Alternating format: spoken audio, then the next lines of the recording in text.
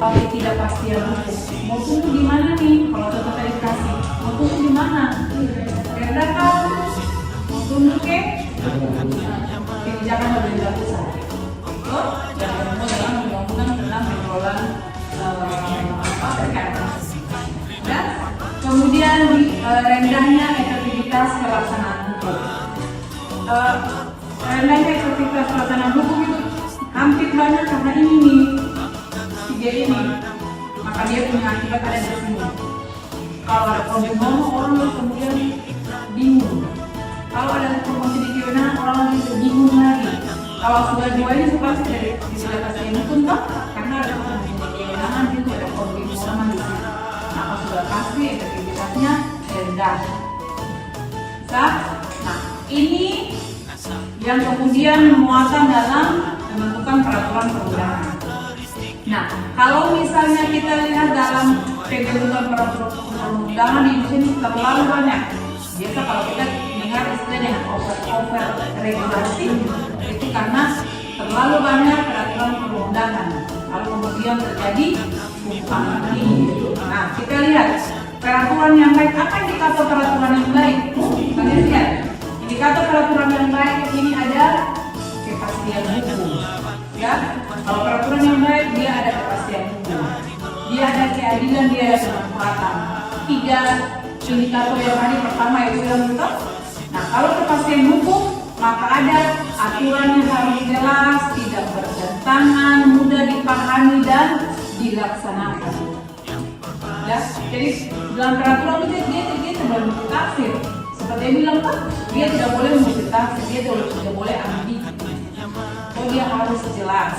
Kemudian terkait dengan keadilan, memberikan perlakuan yang adil bagi seluruh warga negara. Asas kemanfaatan itu menjadi bagian dari keadilan. Jadi kalau misalnya dia adil, pasti dia bermanfaat. Kalau dia tidak adil, pasti dia bermanfaat. Contoh, saya masuk, saya kasih sudah yang ini yang masuk.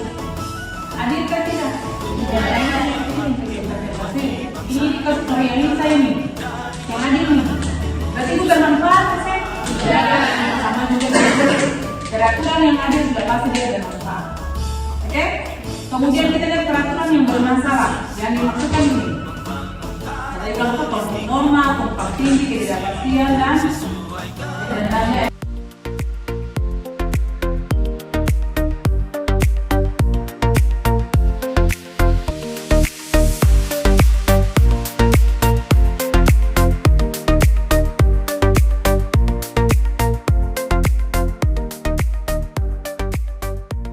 Kasih semua rancangan peraturan daerahnya supaya apa? Masyarakat bisa mengakses toh.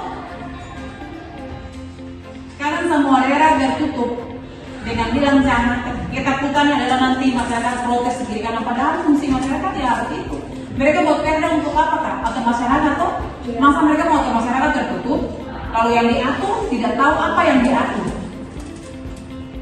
Bisa? Nah, kekurangan informasi. Kemudian waktu pembahasan terlalu singkat. Hampir kalau KUHP waktu paling lama.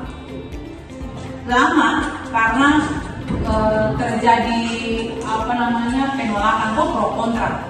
Yang paling cepat itu tentang ini. Omnibus Law soal kita ketenagakerjaan itu yang paling tercepat. Tiba-tiba pengesahan malam hari di hotel. Udah?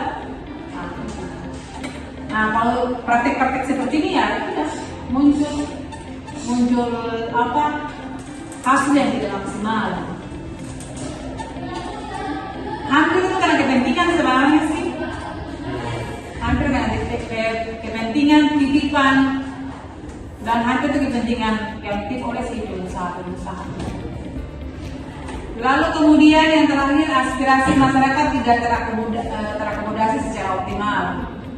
Ya karena namanya kalau informasi yang tertutup sudah pasti masyarakat susah untuk menyampaikan apa yang menjadi aspirasi masyarakat toh. Belum lagi kalau diskusi publiknya itu kemudian ditutup, terbatas, maka ya hasilnya pasti seperti itu. Padahal partisipasi masyarakat itu penting. Jadi kalau misalnya oke lah, katakanlah kalau misalnya dalam keterlibatan diskusi publik masyarakat tidak semua dibatasi beberapa orang punya kepentingan. Tapi minimal ini poin 2-nya, rancangan wajib dapat diakses. Semuanya diakses. Ini nggak ada. Itu bermanfaat saat ini. Kemudian pengaruh kepentingan politik ya ini bukan rahasia umum lagi ya. Pengaruh kepentingan politik itu menjadi hal yang paling utama dalam pembuatan satu produk peraturan perundang-undangan.